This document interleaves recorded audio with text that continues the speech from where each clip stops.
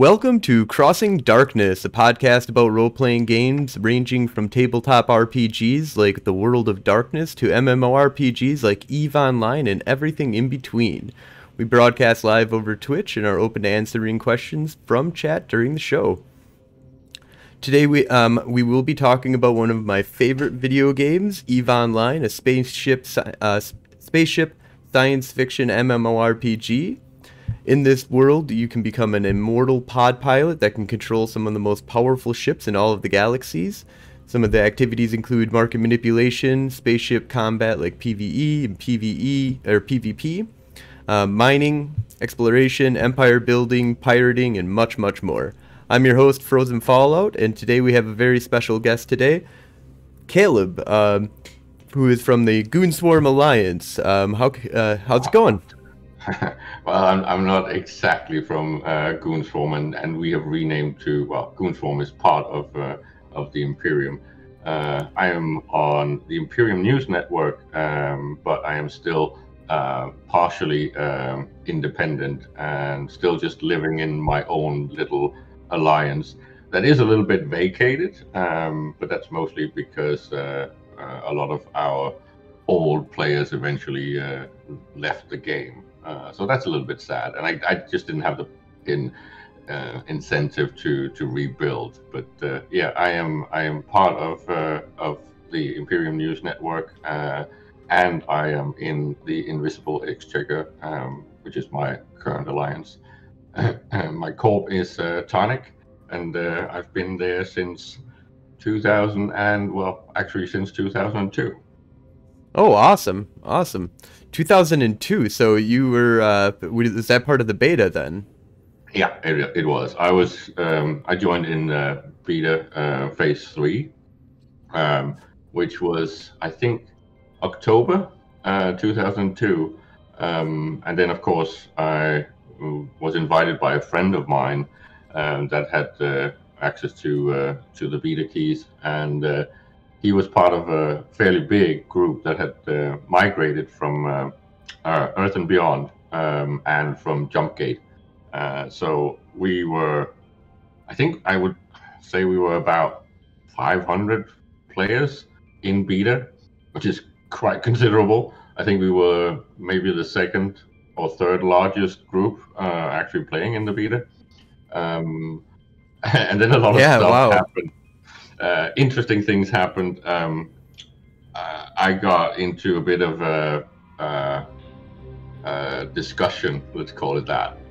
It was slightly dramatic. I ended up creating drama in our group because our leader basically he didn't understand how to properly optimize our game style to maximize our earnings. And I insisted that we stopped chasing stupid bling and losing ISK, because if we wanted to grow fast when Land Rush started, we had to have a strategy that was optimized. At least that was my opinion. So I was yelling at him a lot on our forums back then, and it ended up I actually ended up walking away from that group and forming my own.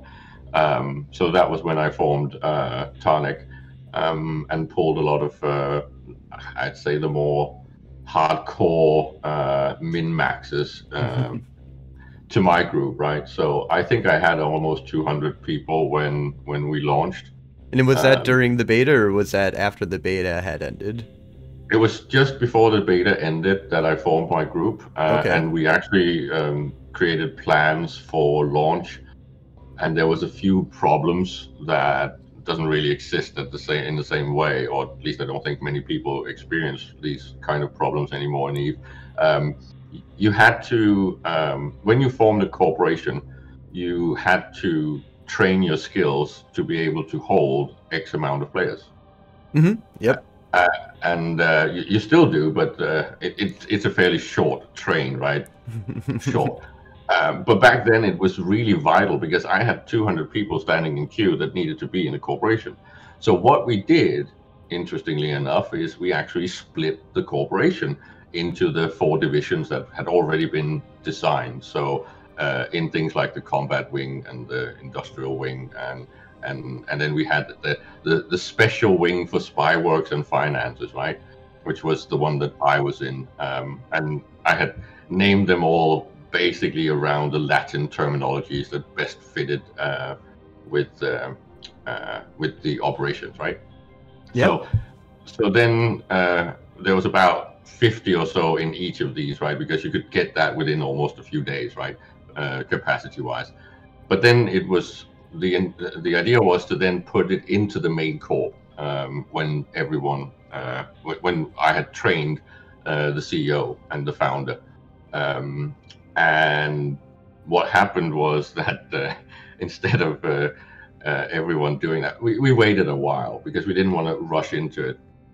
But what ended up happening was that all of the corp collected assets that we had. I think we were about 2 months into the game, maybe 3. We basically had bought a complete PPO collection from the wealth that we had amassed during the land rush, and was already researching them.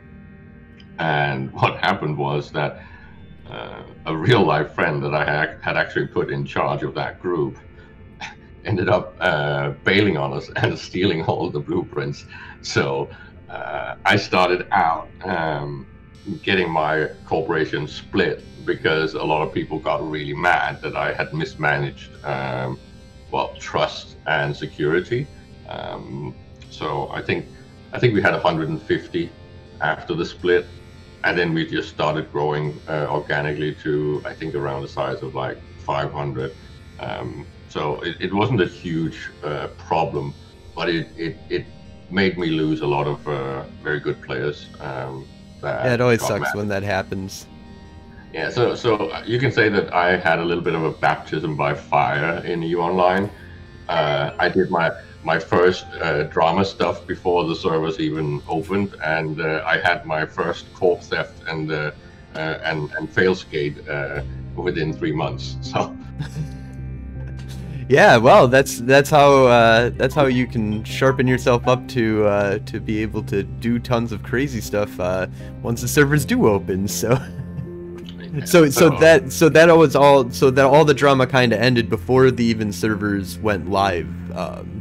And well, the game was at least very fresh while we had those problems, but it was good days because we had all that preparation from beta, and we were pretty much ready to go when the servers turned on. The only problem was that a lot of the Euro members, and that was a considerable amount, had to actually wait almost 2 weeks before the game was actually available in our country, right? The Americans got a 2-week head start. Yeah, that's yeah, I could see how that could completely fracture an organization that had been playing together already in beta. It was more hilarious than it was a problem, because it just meant that we had to rush and catch up when we finally got the actual game in our hands. And of course, way back then, it was actually on physical CD. Physical CDs, and with a manual and everything. So that was kind of fun. Yeah. So I was part of the beta for a little bit. I like jumped into the beta and like my eyes went really wide. I was so I would have been like 17-ish at that time, 16-ish, and I remember, or it was maybe I remember playing it when I was about like 18. And I remember being like, what the heck, this is insane, this is awesome, but it didn't have everything yet, you know, it was still building up towards a lot of different stuff, and I was still much more used to, you know, Ultima Online was like the closest that I had come to that at that point. And I was just like, I can't figure this out, and so I went to Earth and Beyond for a while. And before that closed, right? Yep, and but then I think Jumpgate actually closed while we were in the first year of Eve, and that was one of the reasons that we had so many migrants from those 2 games, right? Jumpgate and Earth and Beyond was like the most interesting sci-fi games around at that time, and we have to remember that this is like early 2003, right? So it was crazy days, and I don't even think World of Warcraft was out yet. I think that came out late to 2003, didn't it? That's a good question, actually. Let's see here real quick. When did World of Warcraft come out? I seem to remember that we were actually playing EVE when World of Warcraft launched. 2004, November. Okay, November even 23rd. later. Yeah. Yeah. So it's actually a year after, yeah. But I just remember that, yes, EVE was actually first. G4 TV, yeah, CCP Swift. I remember G4 TV. Oh man, that was. I wish. Why don't we have G4 TV anymore? And just to point out who Swift is, CCP Swift is actually Elise Randolph, or formerly Elise Randolph, and a fellow veteran of EVE Online. It's one of my ex-colleagues now because CCP sniped him from TIS. So it's kind of fun, and I can hardly remember the days before Elise was actually playing the game, because then we're back in very, very early days, like the ones we were just talking about. So much is like lost when you're back 18 years, right? It's as a joke, I am going to be having my 20-year anniversary next year in EVE Online. So next October, I can actually point and say, now I have also played 20 years, and then I can tease the CEO Hilma and say, I want my two-handed sword. Just think, man, your character is just about to the point where it can drink. In America. Oh yeah, I suppose it can drink in where you where are you from, actually? What's the I'm a Scandinavian. I'm from Denmark, and back in the early days of EVE Online, there was a huge representation, proportionally, right, of Scandinavians, because the game is made by an Icelandic company, and it very early got good market penetration with the nerds in Norway, Sweden, Denmark, and also in countries like Holland. For some reason, I think I kept joking with the fact that it was a huge hacker migration, because back then, when you talked about hackers, Holland and the Scandinavian countries and Russia were huge, right? And then of course Germany. We did have a lot of Germans too, but all of those countries were massively represented in EVE Online from the first days, right? I think the Scandinavian countries, if you did the per capita calculation, we were overrepresented up until like 2012, I think. We might actually still be, but I don't know. I haven't seen the stats because they don't disclose them anymore. Yeah, that's awesome. That's yeah, I could see where the appeal would be with EVE for that. It's definitely, I was blown away when I kind of first encountered it, and then the second encounter after Earth and Beyond died was another one of those, like, I don't quite understand it. And it took me like 4 or 5 tries before I actually have a character. All my other characters are all lost to time. And I made a different account each time because I didn't know, really what I was doing at that time. And I was just like, okay, I'm just going to sign up and try it, because like my buddy was like, try it out again. And finally, I made Frozen Fallout, and it was one of the times that it just kind of stuck when I was like, okay, now I know, I can fly some ships. We're living out in Losec. I got like 5 buddies who are all playing the game and stuff like that. So they kind of taught me what was going on, and then I ran off into 0.0. So you jumped into the game though with like an immediate, like, large presence of people base that you were playing with, building a corporation. So how did the first like couple years go for you? Well, of course, it was difficult to really decide exactly what to do. And just to go back to your comments before I really answer the question, there was like 3 types of people that ended up playing EVE Online.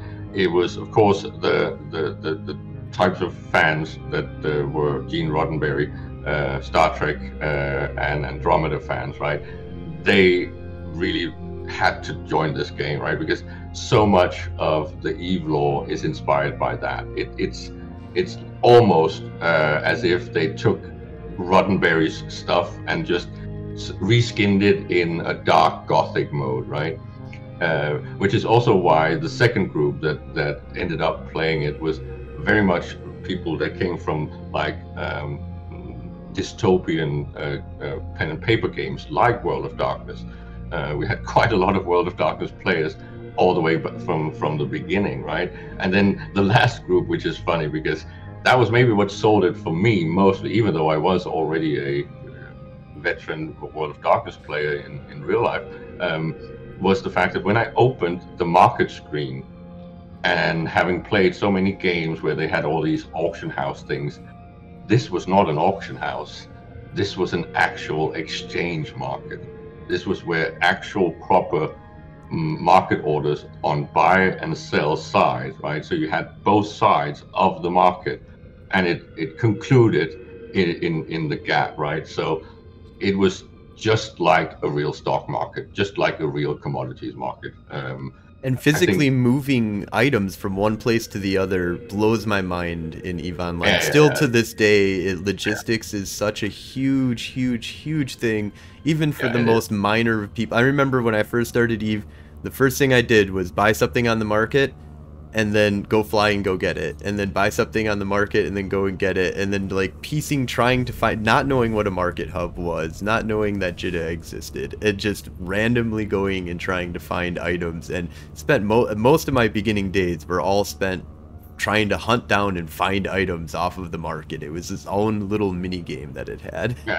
And back then, commodities were actually spawned by CCP. They had a mechanism. I still think some of it exists because #legacy code. But the point was that CCP created some sort of commodities and shipping market that you could pick up special different commodities and then ship them to other locations with a nice markup. I think the markup range back then was about 25%, and then the price just fluctuated between that band on the buy and sell side, right? So you could basically make a living from shipping stuff. Of course, it was always at a massive risk. But the thing was, back then, a lot of NPC stuff was added to the game because CCP didn't know exactly where the game was going to go.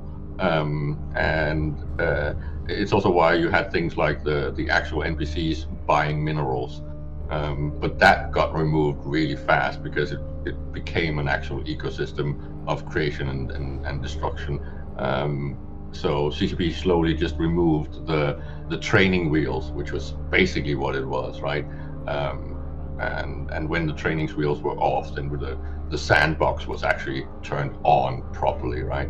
So, but again, back to what I did in the early days was exactly trying to get that head start, getting to be first on server 2, to be in things like battleships. And I remember the whole race in skills and training queues. And of course, back then we didn't have actual queues. We had to put them in a spreadsheet or on paper, and we had to manually change skills all the time. There was no queue, so you had to all in a day. You had 24 hours and then beyond, right? You could set like a one skill beyond that, because I remember doing that for a very short amount of time. Like I think I came in around 2005, well 2006 really is when I kind of came into the game solidly, and it wasn't too long after that they actually gave us a skill queue. And I remember the skill queue when it came in was just a godsend, and not having to wake up in the middle of the night to switch a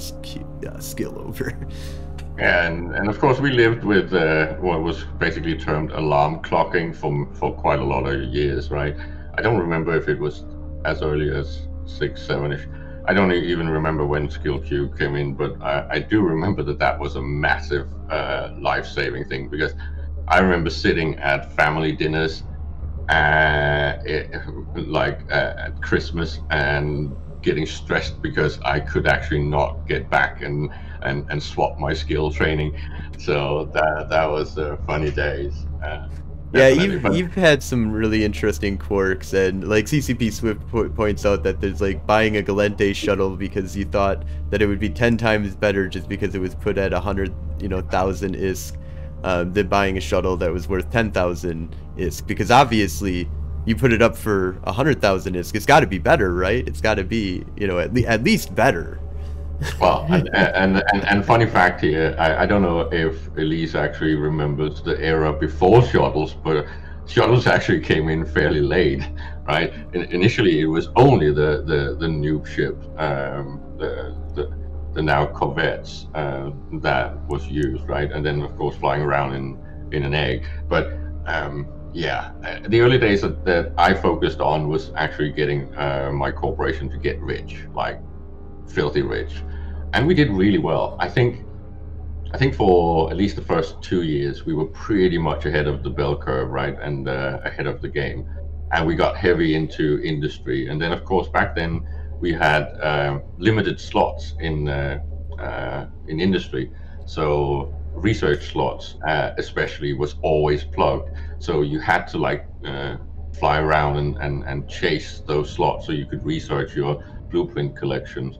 And then you had to then shift those blueprints that was now quite valuable. You had to shift them to where the actual building slots were, and that was in systems with a lot of stations, right? Because the more stations, of course, the more slots. Because there was it a 20 slot limit per station, or was it 50?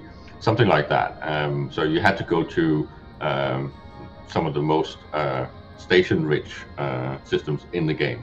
The one that I ended up in, because of course I created an Intaki, which is a rebel Galente. I ended up moving us to Usalet, because I think it has like 14 stations.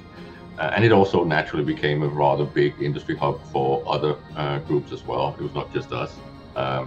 So a lot of competition was also present back then. That created a whole lot of fun things. And of course there was big groups that also rushed on the server, and then we ended up competing with groups like Taggart Transdimensional, which was also a dedicated money-making and industry-based corporation back then. So that was fun times. And then of course we had the introduction of T2, where that was really when things got interesting, because I had gotten in touch with an organization that ran a special black market loot shop, right? Because some items you could not trade on the market. You had to trade them manually or in contracts. So that was meta items, right? The drops. Right. They couldn't be seeded on the SCC market, so you had to trade them manually. And price finding, of course, was then difficult. You had to figure out what people were willing to actually pay by doing that black market shady dealing.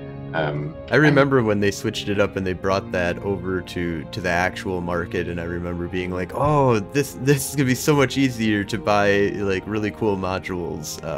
Not that I don't really buy too much faction. Well, they were still extremely important to high-end PvPers back then. And one of my friends, Tadkiel, had founded the Naga Loot Shop and almost had a monopoly on that, because no one else really did that on scale. So we were basically sourcing from people that had good loot drops and buying their stuff and then reselling them in, well, on demand, right? So that was a massive profit maker for us, and I was collaborating in that. And we also did farming events together, where we went out and deliberately farmed specific types of spawns and things like that. So we had material for the loot shop. But when Tech 2 actually hit the servers, it started out as a lottery, which was interesting. So you had to have these research agents, and to get access to those, you had to really grind some heavy standing. And then the more LP you had, and the better the agent, the higher the chance of you actually getting rewarded one of these Tech 2 BPOs. And our entire organization and all our collaborators, we were grinding like crazy people, and we got quite a nice handful of Tech 2 BPOs.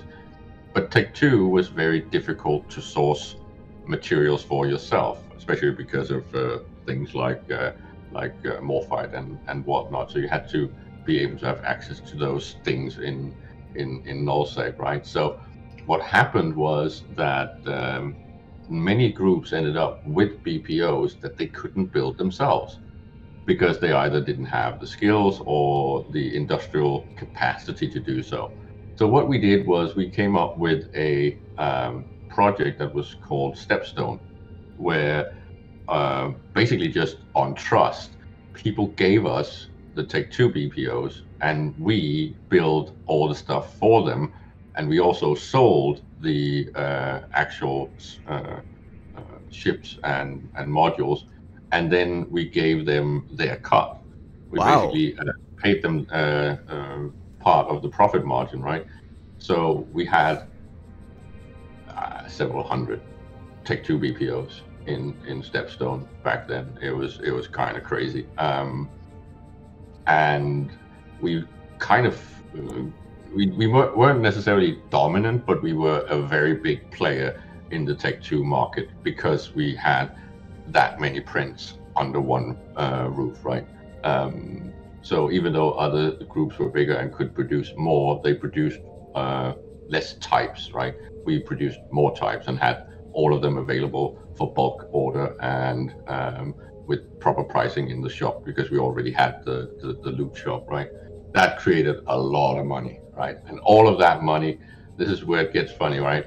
Just as I had started this up with the guys and it had grown into success, I experienced my first break in Eve, my first and only real break in Eve, which was wife aggro based, ex-wife aggro based now, right? So I had two small kids, and I kind of got forced to stop playing Eve, and I was on a break for I think 2 years.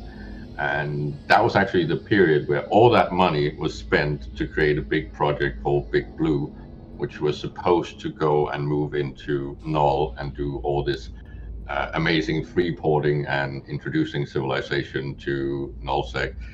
And I don't know all the details because I wasn't there, so I only got the debriefing when I came back. But it was a massive failure, and the PvP security wing, I think it was a combination of, it might have been, was it Pandemic? It was at least Mercenary Coalition was part of it, and then the other group, I think it was it Pandemic Legion? I think it might have been. Anyways, I got the whole project fell apart because the PvP and combat wing kind of bailed on it, and Mercenary Coalition moonwalked out of the deals. So that was funny days. I always make the joke that the 3 of my oldest player friends, or not really friends, but affiliates or acquaintances, is actually people like Elise and Celine de Celeste from Mercenary Coalition, and then Fozzie's old character when he was still just a player. And those 3 guys have kind of they were part of the reason why that project failed. So yeah, that's 2 failures already before we have even gotten close to the Summer of Rage. So even before the middle of the game, I had already massively failed twice.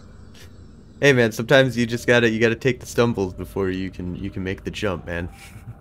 Well, it's basically my Eve history. Big projects that look like they're going to be massively successful, and then they completely fail. Because the next thing I did was, of course, I started doing the Eve meets. When was that? 09? Yeah, 8, 9-ish. I started going to Eve meets here in the capital in Copenhagen. and that's actually where the first Eve meets happened, way back in 2004, before we even had a fan fest. I was still really poor in real life back then, so I couldn't really afford to go to Iceland. But I did go to the so-called gankathons in Copenhagen, which was basically a bar crawl, right? I think we used to do 2 bars and then end up in one big venue so we could finish the night there.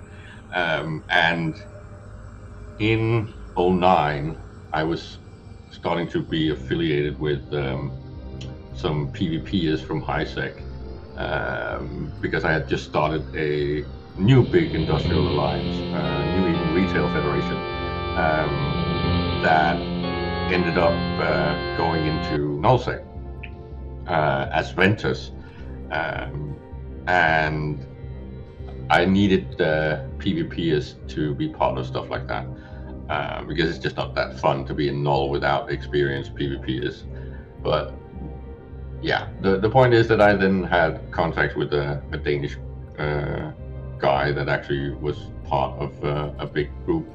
And I met him and his then girlfriend at Eve Gangathon. I think it was 2009, yeah, something like that. Yeah, then my alliance failed. Then I went to Iceland for the first time because I started dealing with financial dudes more, because I didn't want to play the administration game anymore. I didn't want to rebuild after New Eden Retail Federation fell apart.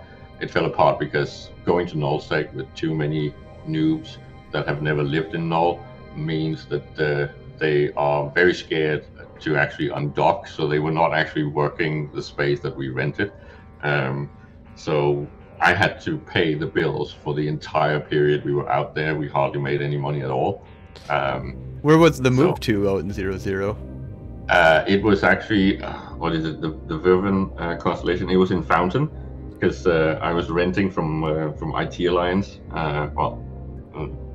which is the remnants of Bob. Yep. So this was after the Great War.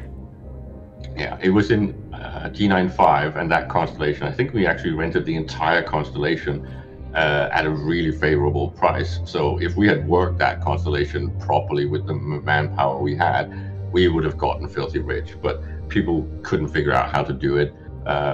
Only a few of them did, so they benefited their own wallet. But everything alliance-based, I had to pay out of my own wallet. So I wasn't broke at the end of it, but I was at a point where I can't keep paying this bill because it's just stupid. I'm just bleeding money.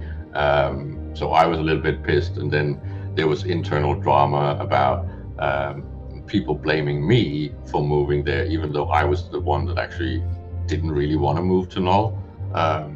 So, because unless you have the right conditions and the right group of people, making money in null is not that efficient, at least not compared to what I'm used to doing, which is industry and markets. Mm-hmm.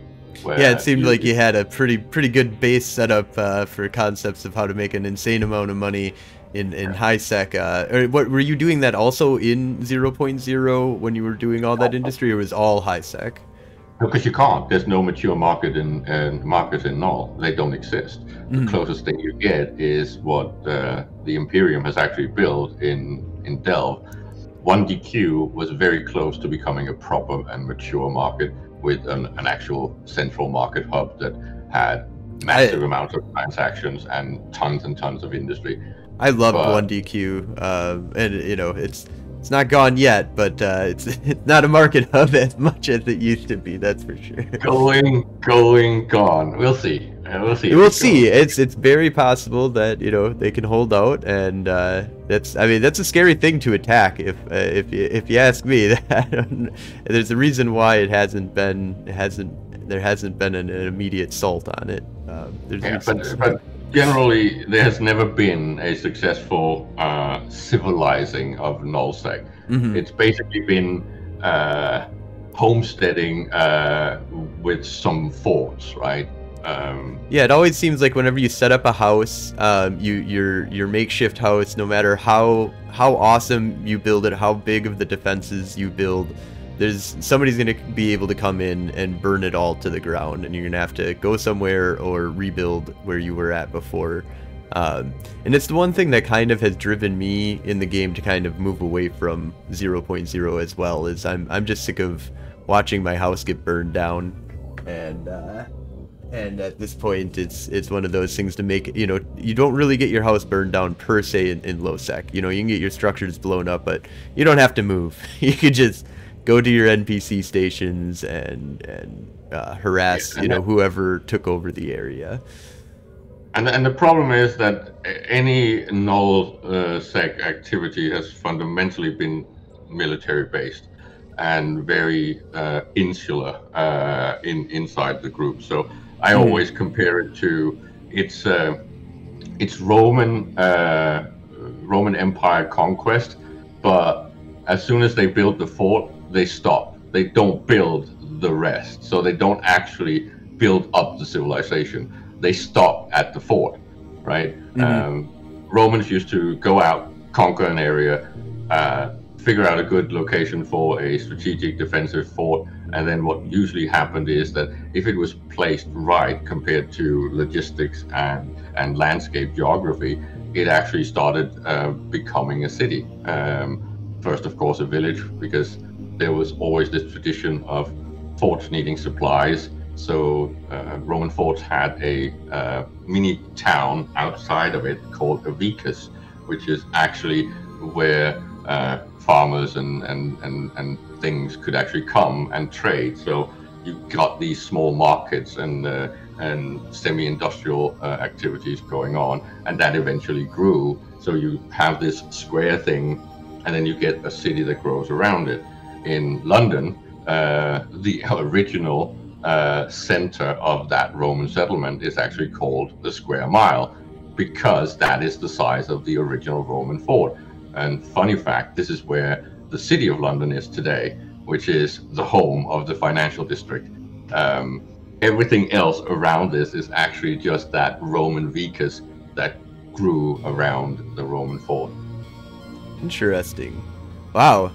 Yeah, it is an interesting way that how Eve has developed over the years, and it even seems when you try and do the Roman-esque build up after, you know, you've conquered and ensure you know, build up, it's like, well, the rest of the game is going to be like, well, you built up a really great civilization there.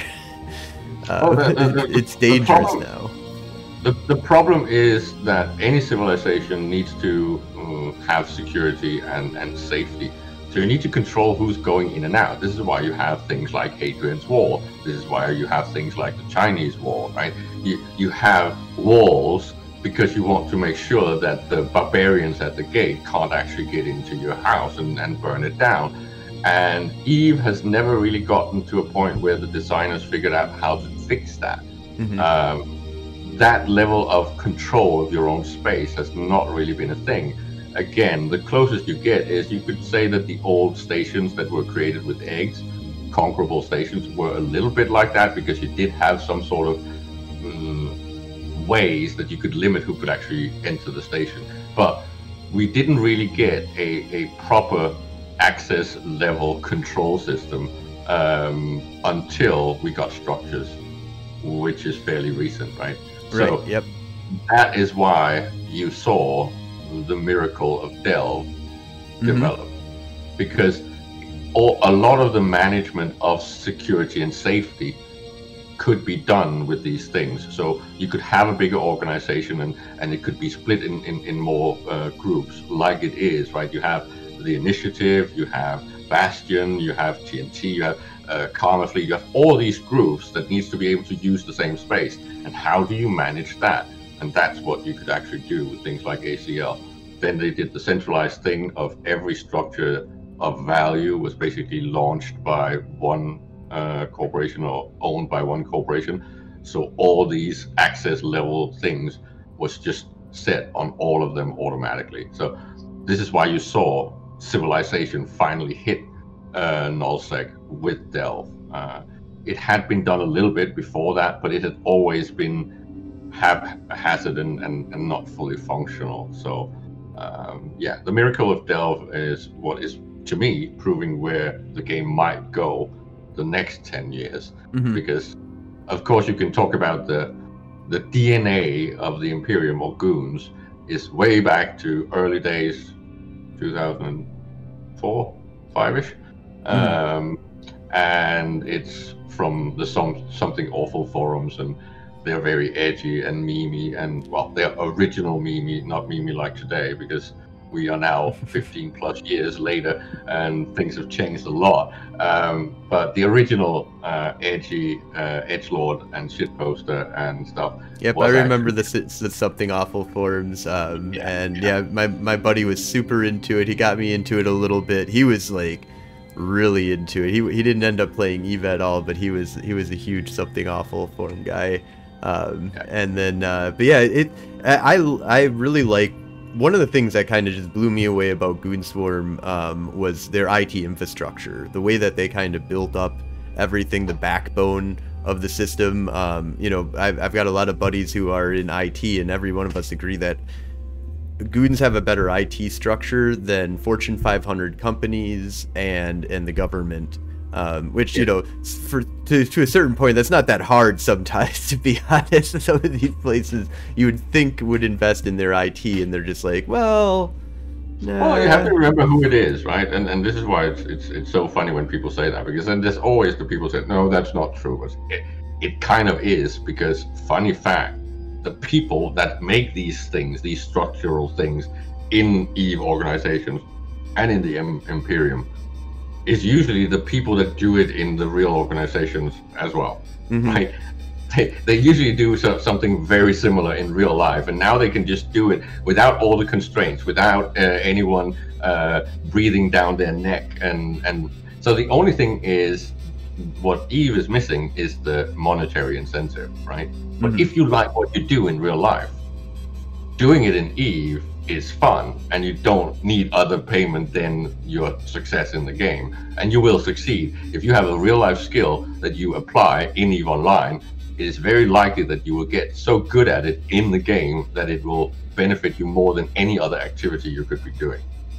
Yeah, no, I 100% agree. I'm big into like management and stuff like that. EVE is where my passions come out, and I'm able to do a lot of different stuff that is, it's not about the money, it's about the passion. And it's such an interesting kind of world that they've really constructed, that it really is it really is a second job for me that I don't get paid for, but it's one of those weird things where it's a job I love, so I don't mind not getting paid. It's so weird.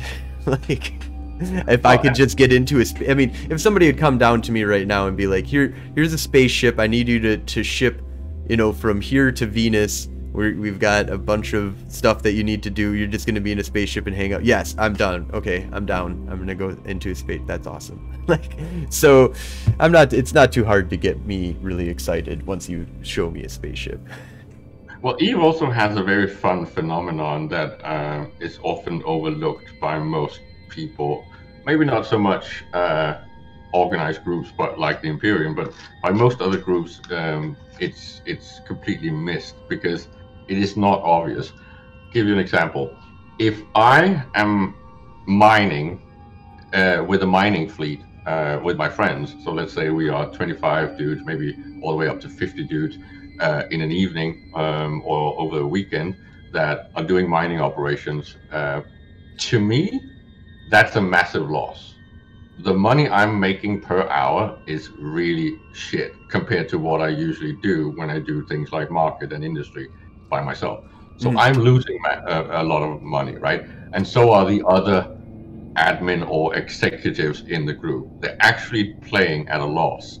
But because so many other people are aggregating and we are buffing them considerable compared to what they could do if they were solo playing, then the sum is more than we would be able to make, right? Yep. So it's a numbers game. It's a scales game. It's a distributed scales. So I might be able to make a lot of money solo, compared to what I will make if I'm part of a mining fleet. But I take the loss almost like a loss leader, so the whole organization makes more money. Yep. No, it's one of those interesting things about Eve is that it doesn't have like a huge bonus system for teaming up with each other. Like Earth and Beyond and stuff, if you teamed up with each other, you got like a special bonus that kind of gave you a little bit more XP on every kill or something like that, you know. Eve had, you know, fleet bonuses where, you know, it gave you more abilities, but it didn't necessarily make you more ISK per hour to go out and do activities with other people. There's a lot of solo activities that are just, if you want to make pure ISK per hour for your individual self, you do a solo activity.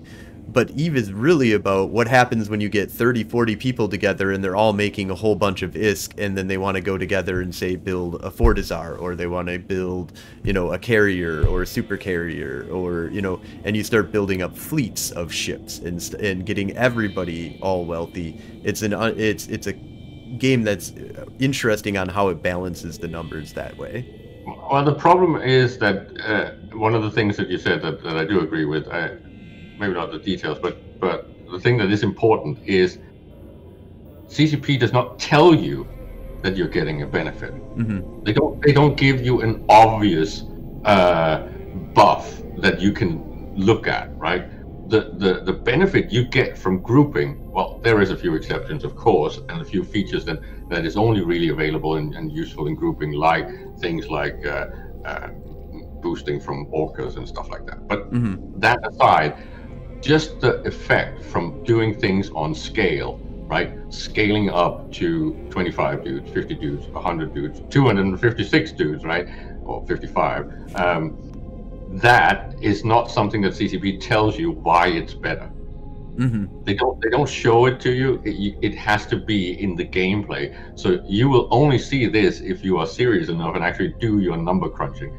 Go back to early World of Warcraft. Early World of Warcraft didn't give you all the information either.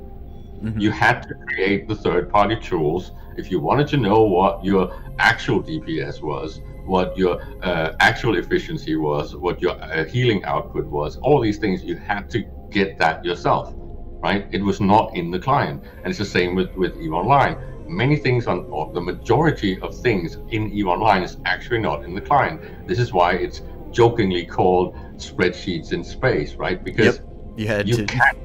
Of course, you can play this game without spreadsheets.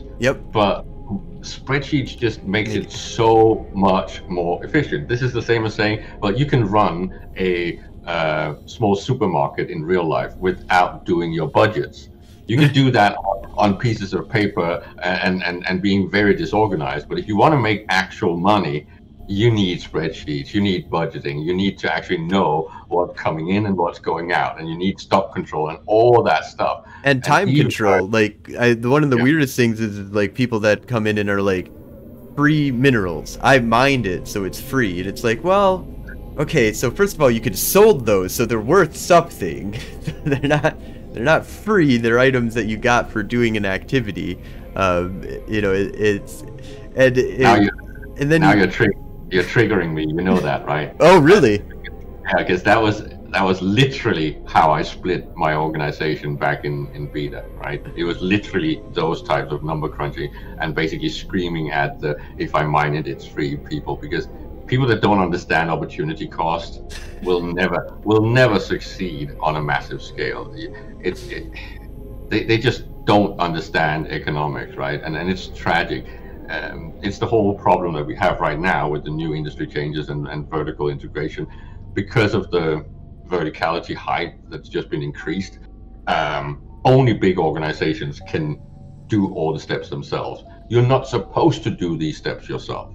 You're not supposed to split and spread out more than you can basically defend, right? So if you want to do industry and build tech too, you don't necessarily need to go into Null and get the materials. Just buy them.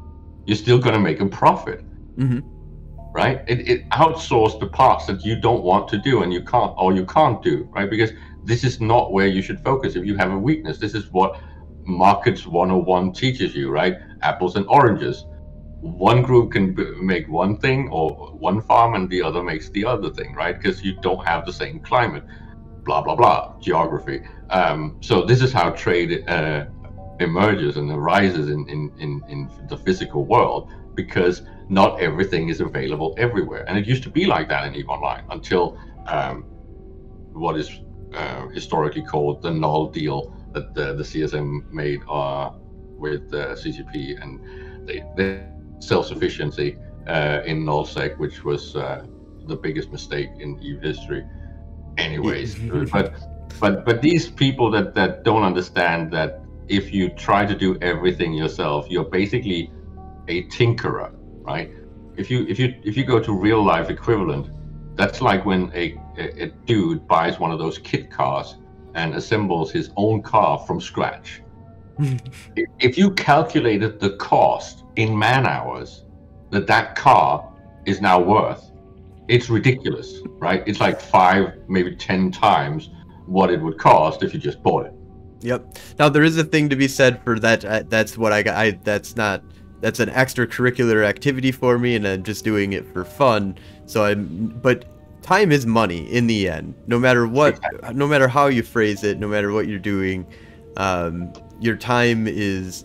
It is one of the weird things about EVE that really narrowed it down for me to really understand how much time is money. Like, period. Like, it just is. It's all about ISK per hour ratios. And then also accepting that I can get away from ISK per hour if I want and not worry about it if I'm just looking for time spent per hour or per ounce of fun that I'm having, basically. Like, and this is where I end up. That costs me money. I end up clashing with a lot of players in EVE Online, because a lot of players in EVE Online use this fun per hour and it's just a game argument, and that's fine, but that's just not how you should design a game, because a game should be designed on physical reality, on a meaningful ecosystem that's intuitive to understand. And if that is working right, then it will actually naturally become an ecosystem, right? Mm-hmm.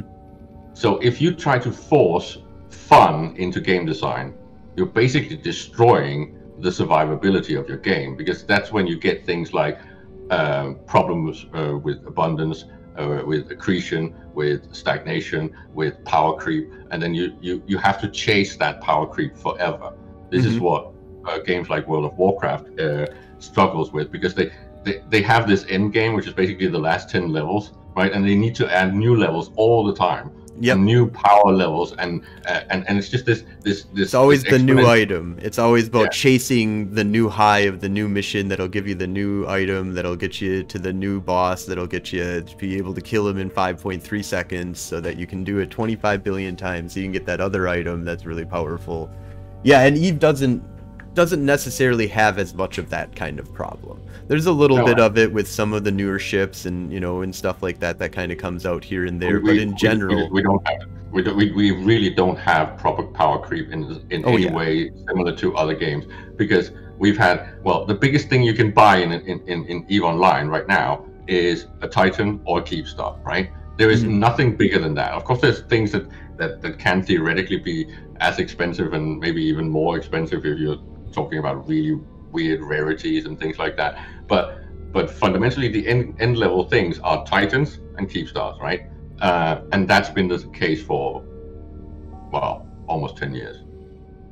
Yeah, no, it's and even those are not very, they're basically completely useless by themselves with one person holding on to them. If you're a brand new person to the game and you bought a character or all of the skills that you want, you bought up all the items in the game, and you were like, okay, I'm gonna go out and drop a Keepstar now, you probably would just get it blown up. You throw your Titan out there, you're probably just gonna get it blown up.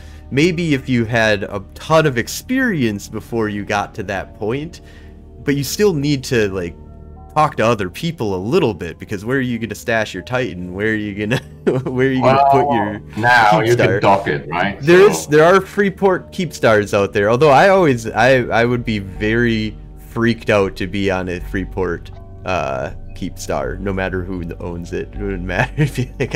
I don't like having. I would not like to have a super docked at a Freeport. Well, if you. But that's your only option. Well, you could still asset safety it away. So. Though that is true.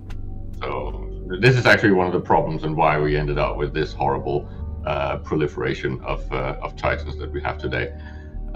That's a long discussion. Let's not dwell on that too much. But let's just say that initially, when the Titan was introduced, Steve, the first Titan, and back then, TCP was of the opinion, well, there will never be more than 5 or 10 of these in the entire game.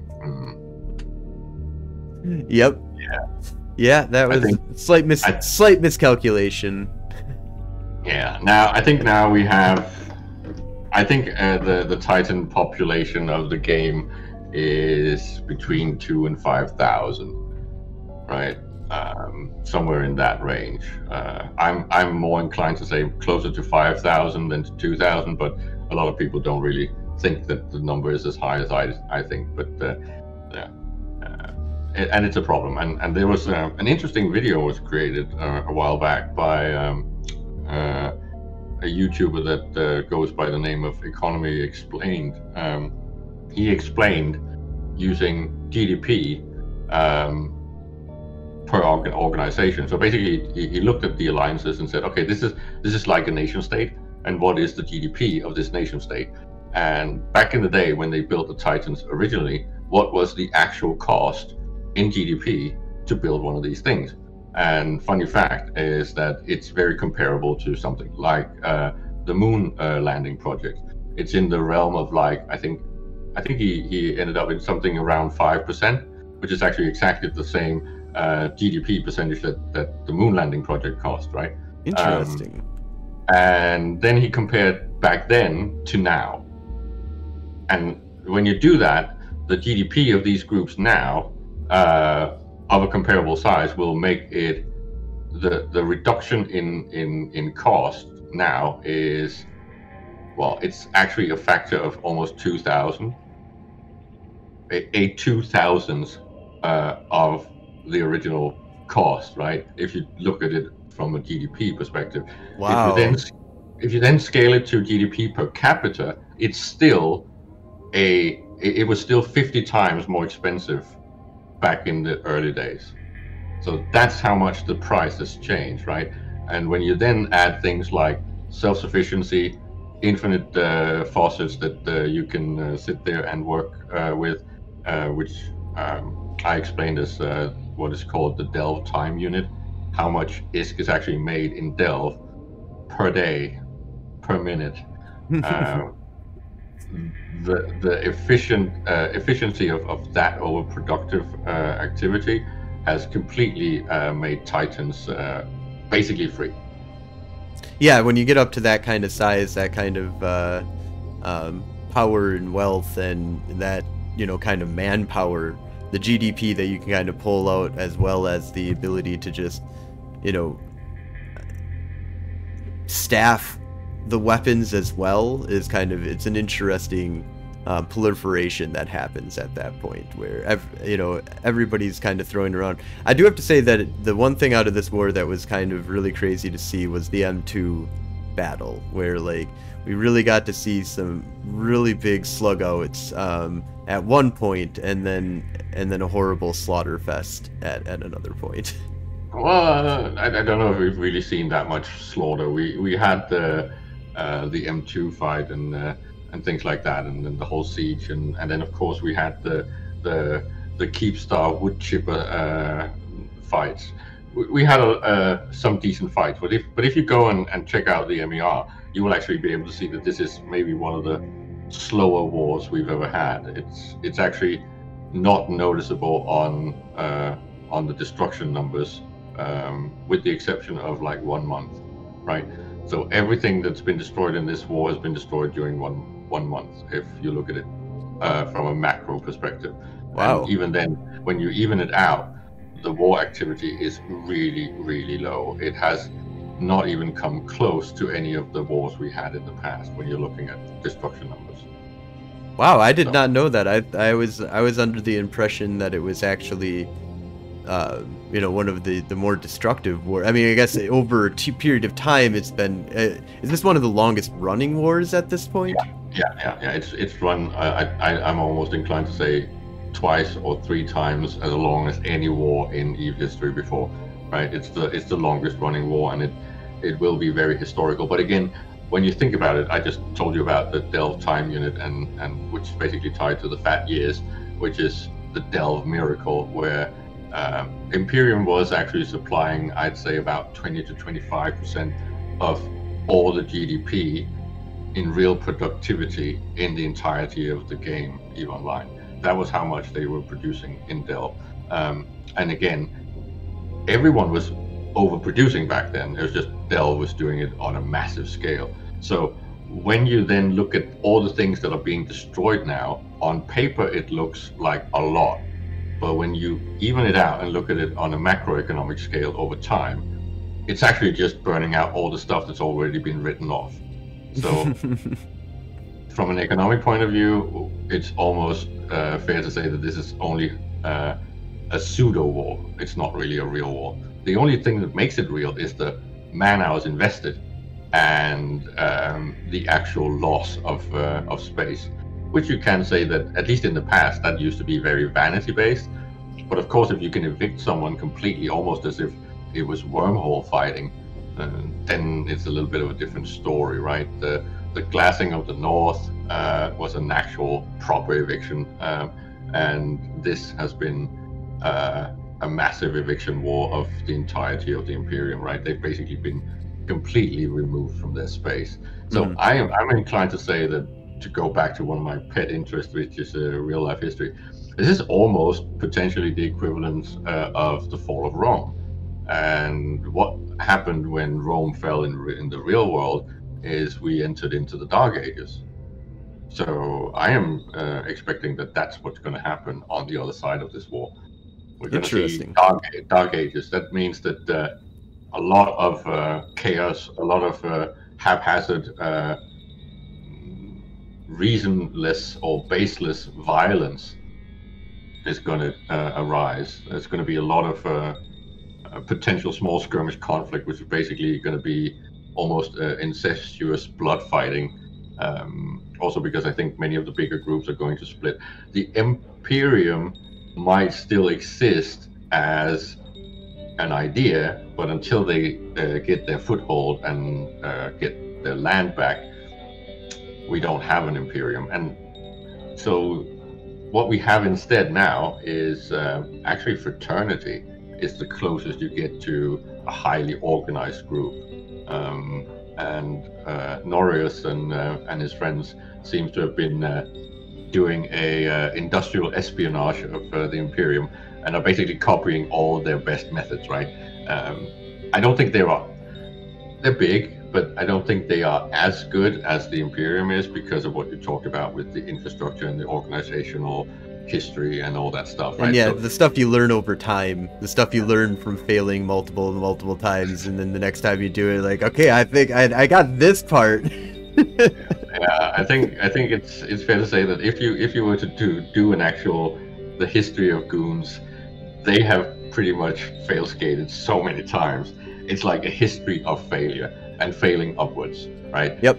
Yeah, failing upwards, where it's like the failing doesn't lose them their players, doesn't lose them their people in general. Like, there's the core is still going to be there, the community is there, and there's, you know, it's impossible to kill goons in EVE at this point. Like, yeah, and I think this is because one of the things that they have really done every single time they had these failures is adapt, but the adaptation was very focused on not in-client stuff, so all the stuff that's outside of the client. So the socializing, the community, the EVE meet, the real-life friendships that transcends the game. And that's also why you've seen that they've had now, I think this is their third cultural revolution, where they're basically trying to improve what it's like to live in the country. And I think I've been on record saying that what the Mittani did in around the second revolution is equivalent to the Pax Romana. He basically did a similar cultural revolution as Augustus Caesar did, right? Improving things for the common people. I know that sounds very socialist and ooh, trigger warning to the Americans, but that is actually what they did, and this is why it's jokingly called space communism today, right? Because if you are a worker bee, the best place to be in EVE Online is actually in the Imperium these days. Absolutely. You could go with something like Brave or similar, right? That there are newbie friendly places, EVE University and whatnot. But if you really want to be treated right, the Imperium is the best place for a new player. As soon as you've gone past all the initial learning. So when you are like 6 months or older, that's when you should consider joining something like the Imperium. And I'm sounding like an advert here, but it is a fact that just something like the Gooniversity, so the internal teaching stuff, the Goon Wiki, the availability of tools and information inside of the Imperium as an organization is just superior to anywhere else in EVE. Oh yeah, absolutely. And the parties they throw. So I live in Madison, Wisconsin. So I've met Alex. I've hung out with I've been part of Goons quite a bit. Like right now, I'm just trying to do my own thing and live in low sec and try and rebuild my old home that I would just have. And I've had a lot of fun building up my own kind of stuff, but mainly it's probably the pandemic that has probably made me leave Goons more than anything else, is because I don't get to go party with any of the guys anymore, and I really have just kind of lost touch with them, because that's where I had the strongest bonds with the Imperium. With me was totally just going out and partying all the time with everybody, and all the goomps that they hold in Madison or in the surrounding areas was just some epic parties. That's what got me into Goons, and that's what will probably bring me right back to Goons as soon as all of this stuff is over. As soon as it opens again, yeah. I think since you brought on the topic of Madison, I think we should segue because we kind of skipped over one of my passions, and which apparently also is yours. Yes. Because funny fact, I'll see if I can guide us there. Way back in the early days of EVE Online, they did a proto version of the Council of Stellar Management, which was not election and voter based. It was actually a hand-picked, almost like an oligarchy, where they got volunteers from the community, and then they cherry-picked the people that they, based on things like forum activity and stuff like that. So they basically tried to vet and figure out who the players were and what their skill sets were, and whether or not they should be representatives for the game. And I was actually on one of those, or rather I was on 2 periods of that. So that was back when we did the CSM in IRC, and it was horrible. Doing that in chat is just yeah, it's so fucking difficult. It's crazy. But it was there, and we did do a lot of good discussions, and I think you can even still find many of the chat logs from those discussions. Good old IRC. How I missed it. Yeah, but the funny thing there is that back then, me being a massive World of Darkness nerd, I had a lot of back and forth with a dude called Tom B and with Hilma in private convos, and I kept telling them that they needed to go and look at the World of Darkness lore books for inspiration to the EVE universe, right? I basically oversold White Wolf. I heard Hilmar was into White Wolf. Was he into White Wolf when you were talking to him about it? No, they didn't know it at all. And I explained, because I thought they did, right? So I started asking him where or who was the World of Darkness nerds that actually created EVE Online, right? Because when you look at it, when you look at the stats, right? You look at the stats, that looks like 5 dots. That storyteller, right? That storyteller right there. So you had attributes, you had skills, and they were all based on these 5 dots. It's like, I've seen this before, right? And the whole universe, how dark it is and how gothic it is, I was completely convinced that someone in there was a World of Darkness nerd. So when I started talking to them, it was like, why don't you do things like the lore books so we get a book for the Galenti and a book for the Amar and all that stuff. I was basically giving my massive nerdy wish list to CCP, but they did not know about World of Darkness, or at least Hilma didn't, and Tom B didn't. So I kept up chatting about it and samples and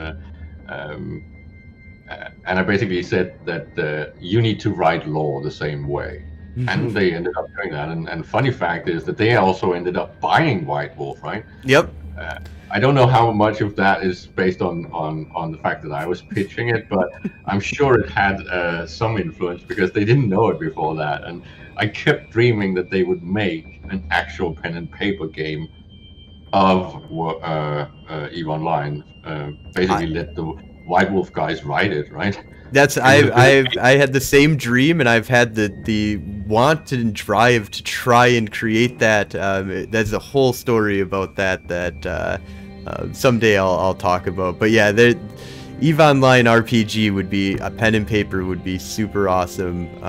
But yeah, they ended up buying White Wolf then, and they tried making the World of Darkness game. I was so excited when they were gonna do like.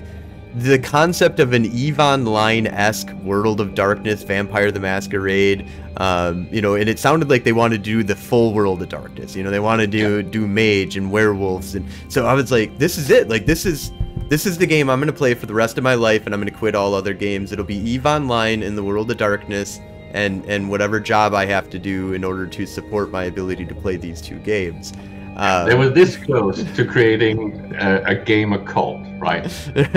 This close. If they had launched that successfully, and if they had actually launched Walking in Stations semi-successfully, and eventually ported Dust to PC, you would have basically been able to take all the nerds, and they would only need to play CCP games. Yep. Right. Yeah, that was the dream, man. I thought that's what CCP was doing when I heard about the Dust integration with faction warfare, how you could bomb planets for players that were doing a first-person shooter, that they were making a World of Darkness game that was going to be dark and crazy and permadeath if you wanted to be on the council of some kind of crazy thing, like, because then that would make you shake your frickin' boots and would make sure that council seat did not get taken forever. It would switch to somebody else who after you died. That sounded like the World of Darkness, and I was sorely disappointed on how all of that ended up. That was a perfect storm that happened, right? And that's a really long story about why that completely failed. But one of the things is, of course, the fact that the carbon engine that they were working on for the World of Darkness and for EVE related stuff, it was, I'd say, 5 years ahead of its time at least. Right? If you go back and look at the demos, right? If you look at the details, the polygons, the hair physics and stuff like that, this has only gotten into Unreal Engine now. That's how powerful it was back then. Yep, and I think that personally, I blew my mind that they had walking in stations in Earth and Beyond was like an opening feature that they had for that game, and EVE Online 20 years into its existence plus, you know, is still not even going to go towards it. I mean, like, because it can't look unbelievably beautiful. It's like, dude, give me a stick figure and let me walk around and talk to people at a stick figure bar, and it would be that. I mean, truthfully, you do want to have some kind of, you know, good graphics. You want to keep up with the times so it doesn't look cheesy and stuff like that. And that's where you want to sell all your cosmetic stuff. I get that. But it's just. But the problem is that for CCP, walking in station is a trauma, right? Yeah, the player rebellion that happened. Because they were going to do it, and they had all these ideas, and they had this massive vision of a unified game, and with things like walking in stations and integration of other types of games and shooters and RTS and whatnot. They had all these dreams, right? And they completely failed and had the most horrible experience with that in the years around 9 to 11, right? So, which is of course on the back end of the financial crisis and the Icelandic bank drama and all that stuff. So there was so many things happening at the same time, right? A lot of factors. I don't know if this is a family-friendly show, but we don't have that many viewers, so I think I can get away with this. Oh, go ahead and say whatever you want. This is equivalent to if you had your first pegging experience and it was really, really, really, really painful and bad. You're not going to let anyone try to do that again, right? But done properly, you'll do it all the time. Well, funny fact is that I think it fits, right? And then, of course, it's a little bit of a hint to the fact that our religious leader in EVE Online has insisted on calling the technology that makes warp speed actually possible pegs. So, I don't know. I just think that was a little bit of a tongue-in-cheek reference, but it was a trauma. So yeah, I think it's still partially the plan. It's just CCP can't tell us because the player base is anger prone, right? If they can scream and shout on Reddit about something, they will, right? And if CCP starts going back to visions like this and doubling down on them, you will have a lot of protesters basically just trying to instigate rage because spaceship game is supposed to be about spaceships. Okay, fine, but if you stop at that, right, then from a mere product development point of view, if you want to make money, you need to keep producing new stuff, right? And this was the big vision. And if you look at the growth development of EVE Online before the Summer of Rage and after the Summer of Rage, you can see that we need to go back to the vision stuff. Because back then it was like going like this all the time, right? Whereas now it's like that. Yeah, no, I completely agree. It's one of those things that I find to just be saddening, but it's, you know, moving forward, I do see a lot of brightness for EVE, and I hope that they one day will come back to something for us to do with our avatars. I really want to go and sit down in a bar with you in EVE Online and just have a beer with your character. Like that's to me would just be unbelievably awesome. Well, since they are making a third-person shooter MMO right now in London, that is going to be based in New Eden. I would be fine if I can just actually export my Caleb character from New Eden into the new shooter in New Eden. That would be cool too.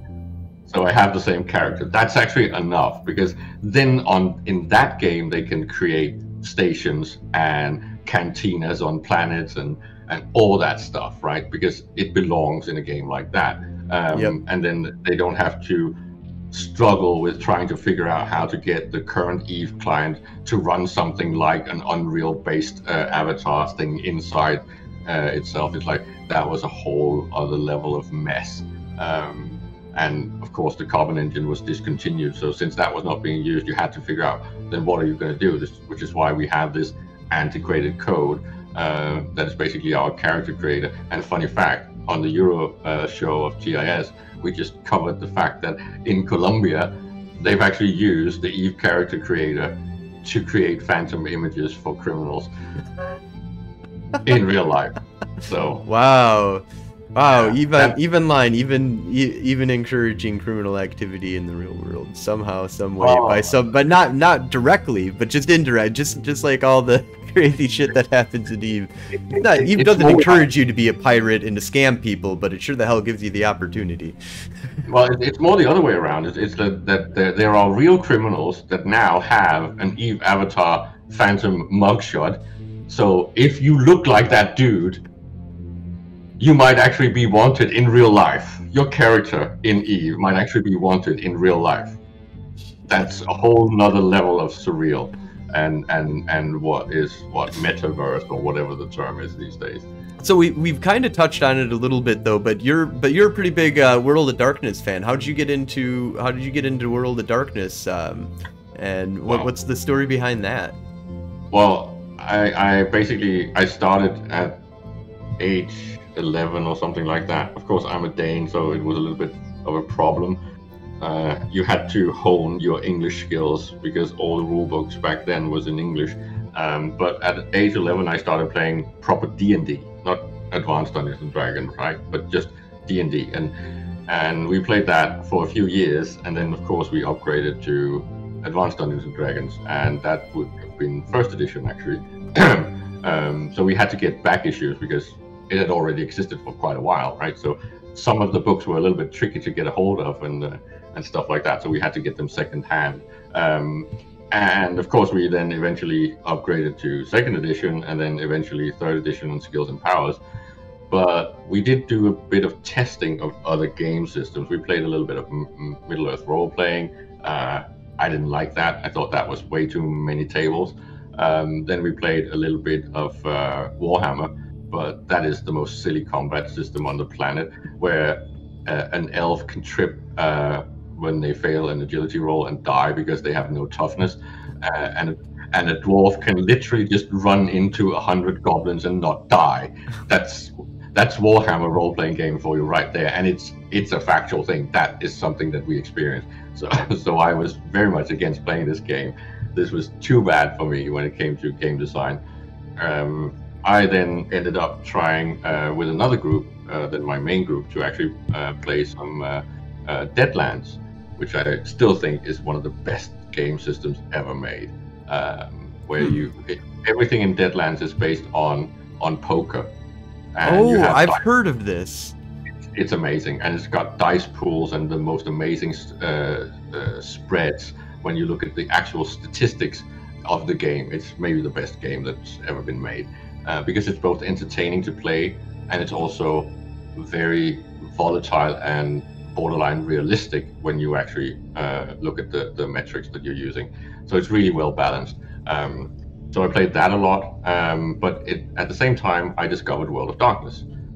And in the beginning, it was really difficult to get anyone to play it with me because we were like 18, 19 or something like that. And was it Vampire the Masquerade that you kind of started with, or? Yeah, we started with Vampire. That was the first thing that I got introduced to, and I played that a lot. I loved that game because the mythology was just so good. The lore in World of Darkness is just so good. So I bought all the books, even the books that I didn't really get to play because either I was mastering or actually my brother-in-law was mastering, and yeah, they didn't have the skill set to really read deep into the lore and actually put that into the game. So I had like tons of books that I had read but couldn't really use when we were playing. And then I discovered Mage the Ascension, and then my brain just exploded. Mage the Ascension, man. Oh, that's like the coolest magic system ever created. Absolutely, it's my favorite, hands down. One thing I do wonder though, real quick though, is did you have this experience? Which I've had this experience with World of Darkness type, especially Vampire more than almost any of them. But it's a very female-friendly game. Well, it's very actor friendly. Actor friendly. Because its roots is actually LARPing, right? It is supposed to be live action roleplay. It is not so much supposed to be pen and paper and character sheets around a dinner table. So I've talked to the people that like created it. Too, I'm sure you have too, but the one of the things that they talk about when they created it was that even though it was pen and paper, it was a LARP that they did. They didn't have rules for separate rules for LARP at that point, but the first game was basically them doing a LARP without really knowing that they were doing a LARP yet. Well, if you think about it, right, and I'm sure you've done a little bit of both, but when you look at the mechanics of World of Darkness and the storyteller system, it is one of those things that became very popular like 10, 15 years later with simplified rule sets, right? It is a very simple game mechanic. The skills and traits and powers, and then all this stuff that gets copied by all the other ones later, right? But the fundamentals of the game is really simple. You only really have one dice type, right? Yep. Yep. I always liked that comparatively to the multi-dice of D&D, which it had its own appeal to a certain degree, but one dice, so simple. Yeah, and you have these scales between 1 and 5, which is really easy to understand, and they're described really well. Like 1 is you're a beginner, 2 is you're fairly skilled, 3 is you're really good, 4 is you're like academic level, 10,000 hours level, and 5 is like you're Bruce Lee, right? Yep. Yeah, and I liked how that was like the 5 was the final like Bruce Lee. Like it's not like, oh, there's more. There is more above that, but that's when you get into the supernatural insanity. Exactly. That's also what made it so easy, right? Because you had the 5 human, and then you had 5 superhuman. Yep. So you ended up with having a scale from 1 to 10. That everything numbers-wise and stats-wise and mechanics-wise is really, really simple, and it's also so it becomes the focus of World of Darkness play is the story, which is also why the layers and the depth of World of Darkness is not in the mechanics. It's right. in the lore. It's in the lore. It's about knowing all the different things about all the different creatures and all the different moves and the big players and what they're making. Which is why when I play the World of Darkness a lot, I do a lot of like one-shots and stuff like that at cons, where I encourage you to take your out-of-game information and shove it into your character. Because this is the time to have fun. This is the time for Rule of Cool to come into play, where this is be an actor that has a little bit of a GM control over. You're a storyteller too. We're all working together on this. I may control the entire world, but you control your character, and there's a lot of power to that. And that's actually funny that you mentioned that, because that's pretty much what I always do as a game master. I call it easy game mastering and hard role play, because what you do is you take your current person, right, your real life personality, you exaggerate it and you embellish on it, right? So instead of knowing a little bit about entomology, you know a lot about entomology. Instead of being a little bit dabbling in some I don't know, green belt kendo, you are now a master kendo fighter, right? It's always take it to the next level, but base it on what you actually do and know in real life. And then I always make it an origin story. So you start at a level that's just a little bit about what you are in real life, and you're not supernatural yet. And then we will start playing, and it's always an origin story. Where are you going to end up?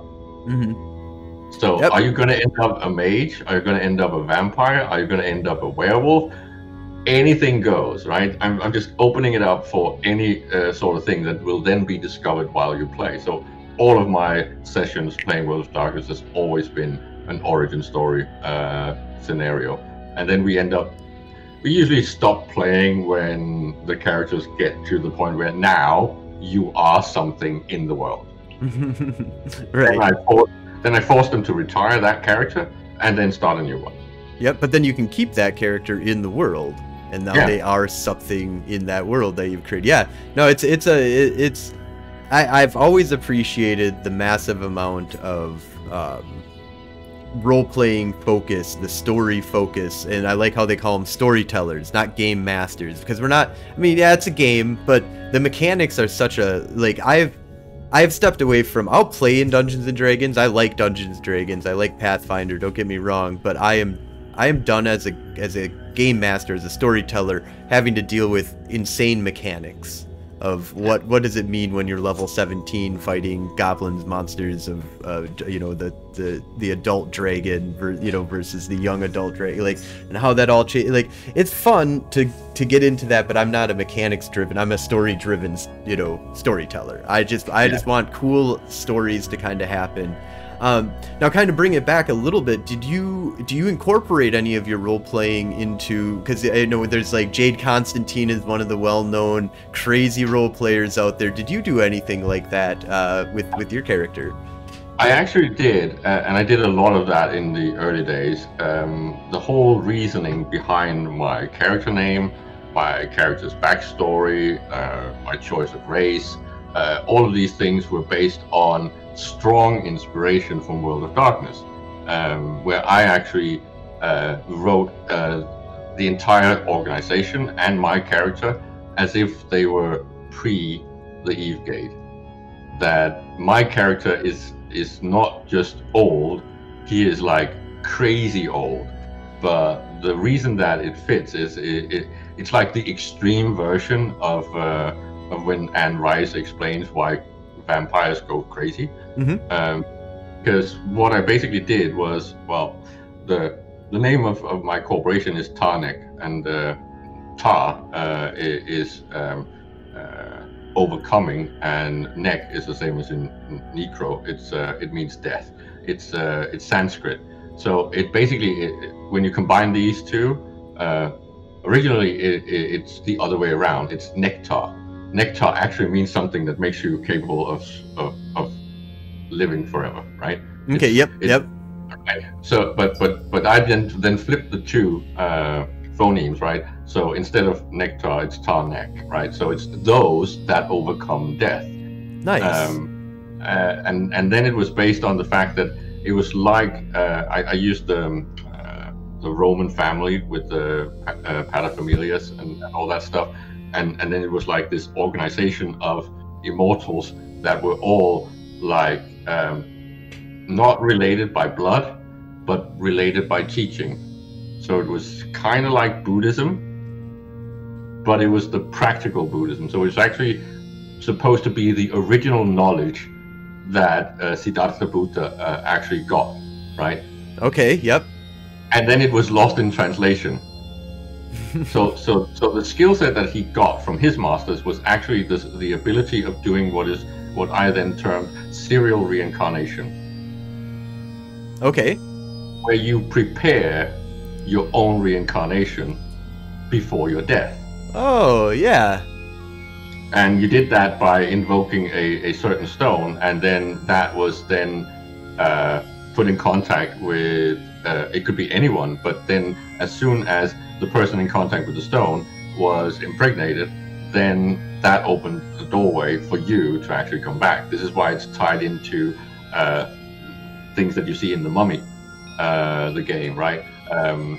With the scarabs and all that stuff. It Yep. was the same principle. So it was basically me saying that these people had that technology, and it is technology, as you know from Doctor Strange, right?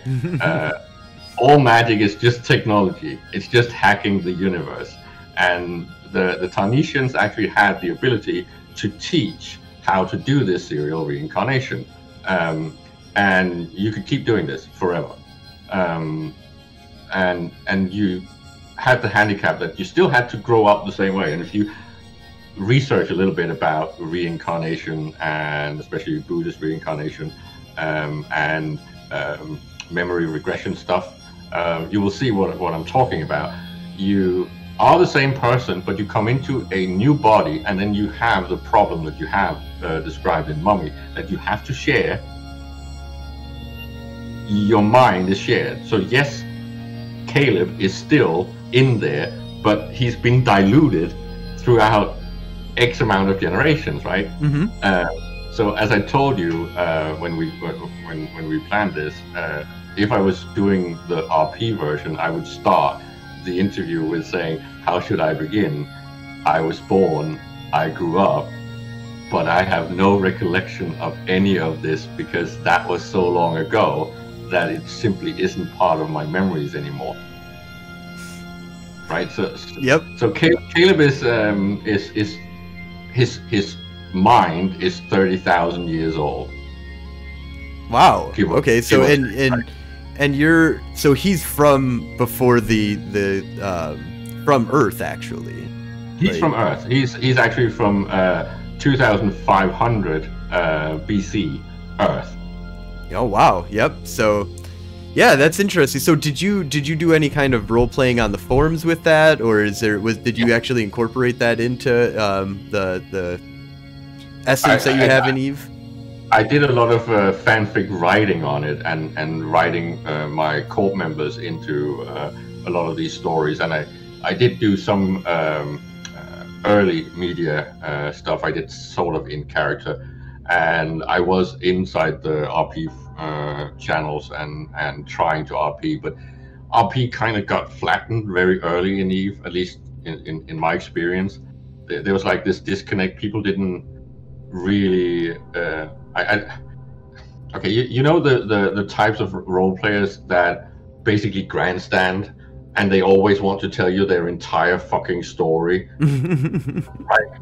So if you're in a channel, you get this type of person who will just keep repeating themselves because they're always telling the same background stories. Like, I just got tired of that type of RPing because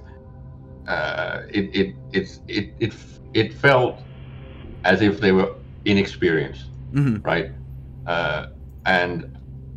And that just disconnected me. Funny enough, I think that's also one of the reasons why many of the World of Darkness RPers completely stopped RPing in EVE Online. Or at least they do what is fundamentally back to that hardcore RPing, where they're basically RPing themselves, but in an extrapolated and extreme way, right? Right, that's kind of how I do EVE Online. Exactly. Like, what would me in real life be like if I was immortal and if I was able to do these things that you can do in the EVE universe, right? If I can be a space tycoon and sit there and manipulate markets and money and stuff like that. And that's exactly what I've been doing my entire career. And it's the same with you mentioned the Metania, and his backstory is actually very similar if you don't know it. But it's funny that Alex, you doxed him yourself, right? Alex is a massive role player, but in EVE he hardcore role plays a space tyrant. Right. And many people don't understand that it's not Alex.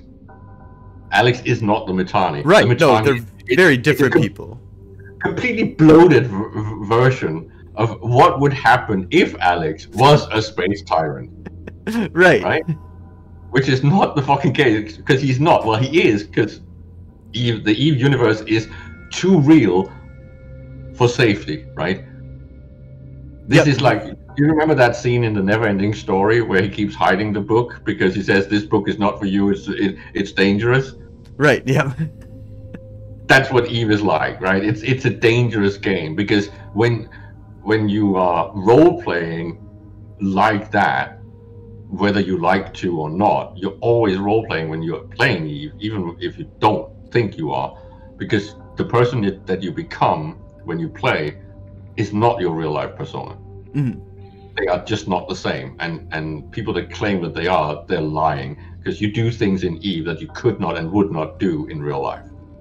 Right. Yeah, absolutely. This is a universe that it's interesting because, like, I'm not a big person on actually. If somebody's hurt, I want to help them. You know, if I'm not into going around hurting people. But in EVE, if you cry in front of me, it's kind of like, well, give me some of those. I need that for my fuel tank. And if you're hard, you know, if you're a little bit more like, oh, I came out here, I got blown up, have a good one, you know, good fight. It's like, oh, I might give you some money back if I check out your character's brand new and you're, you know, and I know that you're not, you know, you're just out here having fun. I don't even care if you've been playing the game 20 years or whatever, and you don't need that ISK. I'll just give you some ISK back because you're on your brand new newbie character that you're going out looking for fights on. Like, you know, it's a different kind of way that I react to kind of things, but it's also because there are certain different things. One, you're immortal in EVE Online, so now I'm not worried about your welfare.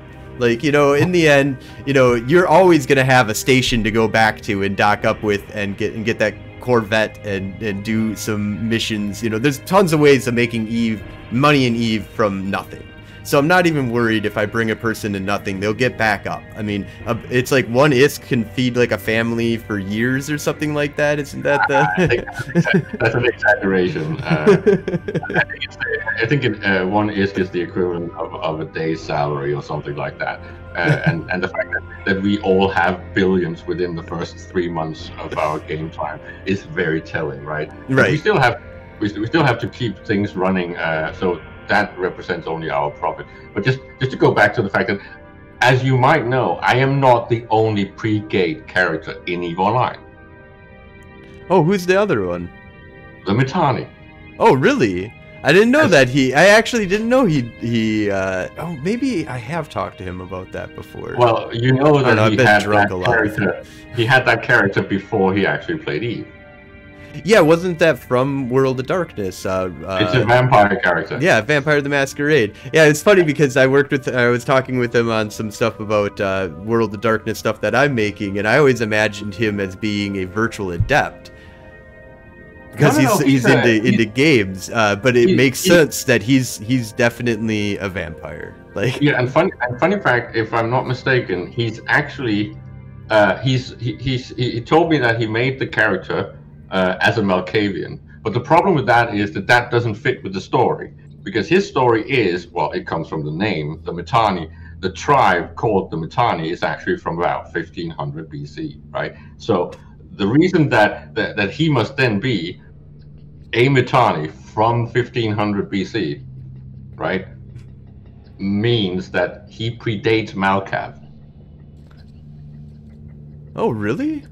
I'm pretty sure that then he predates Malkav, because I was looking into this, and I'm pretty sure that Malkav is like 1300 BC or something like that. So the Mittani is actually an older, deranged personality than Malkav, if I'm not mistaken. That might be true. Well, okay, so when did the Great Flood happen? Well, that's like 3,000 or 4,000 BC, right? Yeah, so so Malkav had to exist before that, because he was involved in the Great Flood, because that's why he's an antediluvian. Was he? Yeah, Malkav is definitely an antediluvian, which stands for basically existing before the flood. Second generation, right? Third generation. Second generation is what got killed in the Great Flood, but all the 13th generation got away. Or the third generation got away. But in any case, it's interesting to see how World of Darkness just came into EVE Online and made its presence in its players, in its presence in its being bought and sold, and a video game trying to be made for it. There was a White Wolf Corporation in EVE Online for a while. That was like the official White Wolf Corporation. It was like an NPC-ish kind of corporation, if I remember correctly, after the acquisition that they had. But yeah, and then I mean with Mittani, with you, I mean, tons of people that are into EVE Online hardcore. It's interesting how much of those cross over, and you'll see them at LARPs and stuff like that. If you go to different kind of gaming conventions, it's interesting because at Gen Con I'll sit down with like my laptop and I'll just be playing EVE Online. You'll get a crowd of people that'll start surrounding you by playing EVE Online at Gen Con if you're doing it out in the open. Yeah, and this is just EVE Online as a universe just fits with a sci-fi version of World of Darkness. It's why anyone that has played World of Darkness and really gotten passionate about it will see the genetics, the DNA of that game in EVE Online, even though it was not necessarily an inspirational source.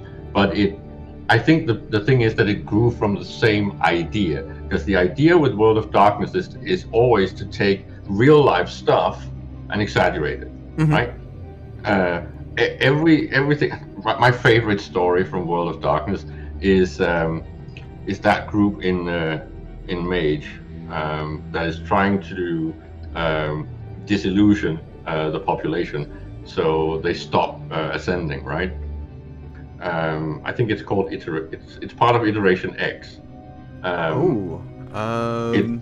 It's the group under the technocracy that was responsible for the moon landing, and the point of the moon landing was to get people to stop having an interest in umbral stuff and in the moon.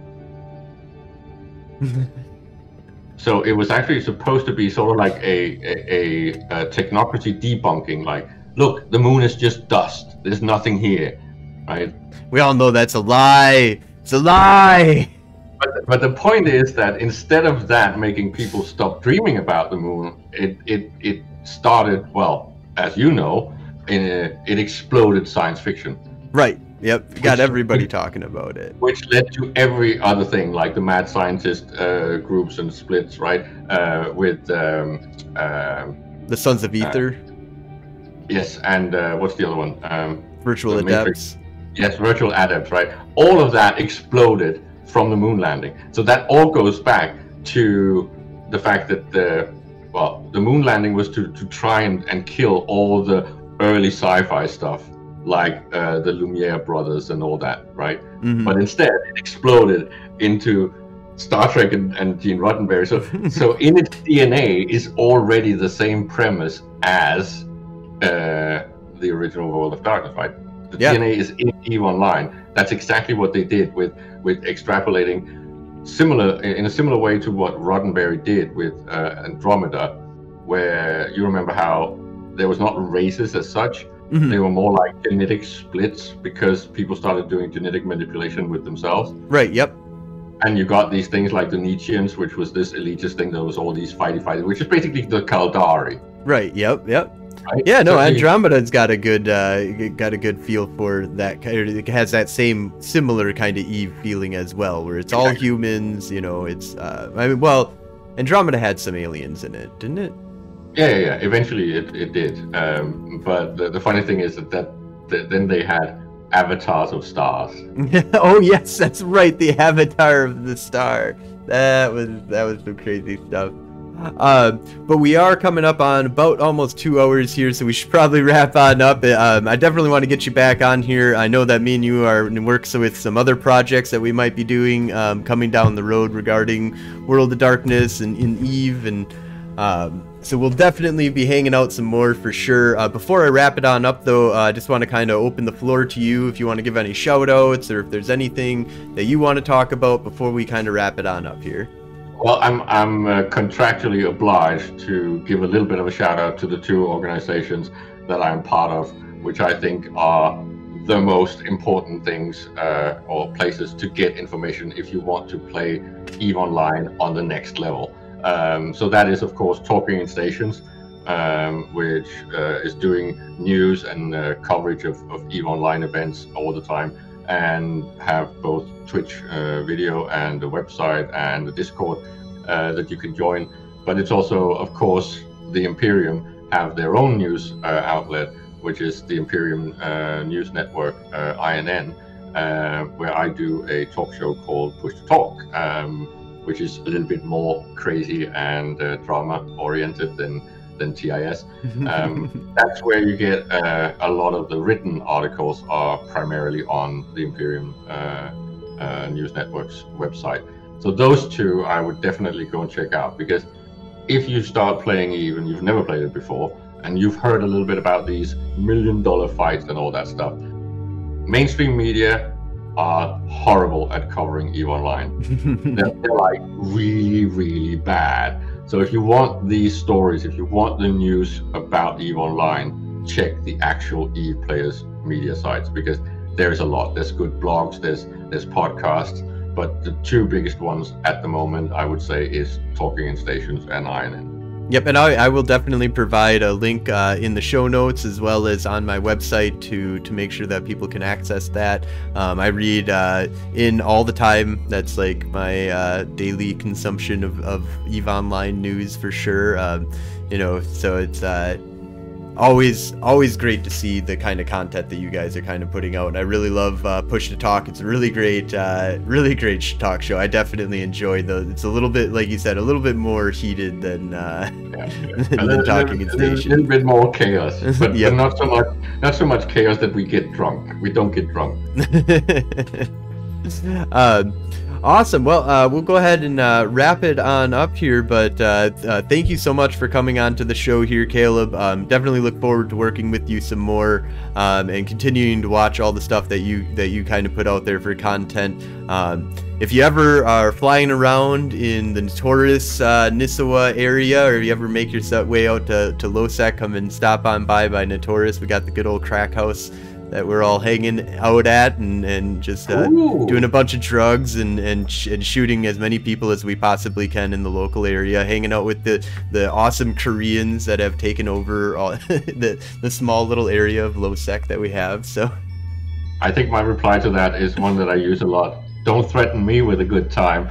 And also, I would like to plug a little thing or an idea in your head. If you ever do a streaming game session of World of Darkness, please invite me, because I have not played World of Darkness games in proper pen and paper for like 8-10 years, and I really miss it. If you're interested, we do have a open actual play game that we stream over Twitch, actually, and I could find a way to definitely work you in. If it's not a good time for you, at least finding a way of getting you on to guest star at the very least, if not getting you to be a permanent character. So I'll talk to you about that offline. But yeah, no, we have an actual play, and we have another thing we're going to be doing is so mine is Technogate. It's we're going to talk. I was going to talk about it anyways coming up here, so I'll talk about it right now. Technogate Mage the Ascension, Technogate 1999. It's set in 1999. Just before the great Avatar storm and all the crazy stuff that's going on. The characters know that there's some kind of foreboding end of prophecies that anybody with time magic and stuff can't see beyond July of 1999, and they don't know what's going on and why that's going to happen. And it's all about jumping around and going around to different areas of the Umbra, basically. It's Stargate, but with the technocracy, and instead of a wormhole, they jump into a black hole that takes them to other dimensions and other umbral realms and stuff like that. And we always walk the line of being, because they're void engineers, we're almost a bunch of tradition mages, because we hang out inside of the the Umbra so much that nothing they do is very vulgar. But it's all techno science babble, fun, just kind of game that we're kind of doing right now. So definitely check that out, and I'd love to have you guest star or become a permanent character. That would be awesome as well. I think we're definitely at a point where I'd be comfortable adding a 5th person into the game for sure. Sweet. And then we also go ahead. You have to try and convince Alex to come and guest star at least once. I would love that, and I have had Alex come to one of my gaming sessions that we did have for Madison Under Siege, which is the setting that I have all of this inside of, and he played in one of the LARPs that I actually held here in Madison for one of my like Preludes to Gen Con kind of game that I did here. We had about I think it was 15 people or so that we kind of gathered up, and yeah, it was a crazy game. So I'm hoping to hang out with Alex some more coming up here, and if I could get him onto Gabe for sure, that would be epic, because it's always fun gaming with him. I've done all different kind of board games, and I have not role played with him besides that LARP though. So, and he was awesome. It was crazy when he came in. All of a sudden I would just love to see him actually go back and find his character in his drawers somewhere, and just get it out, and then he could be a bad guy and an actual vampire in one of your game scenarios. That would be hilarious. The other thing that we're doing, and we're in the works on right now, and that I'm going to be a player in instead of storytelling, and I'm super excited about, is my one-on-one Wraith game that I'm doing with my buddy, which it's just going to be me and him at the beginning. We're kind of fixing it up and getting it all set up, and then the idea is to bring on a guest star every episode, that they play the second character, and we both do the shadow, messing with each other type stuff. But you have some kind of guest star that just comes on. We have Terry that we want to get on from Mage the Podcast to come on over. And there's a couple other guest stars that we're kind of reaching out. So definitely we'll reach out to you for a guest star spot at some point for that. but I'll definitely talk to you more about Mage the Ascension coming up here. You can find all the stuff that you have here. I also have my website, theageofstories.com. I'll have the link for that in the show notes. And awesome, thank you so much for coming here. We'll definitely get the links to Talking in Stations, to Push to Talk, and to In as well onto the page here. And thank you so much for coming on. Thank you all for watching, and you guys have a great night. Latest.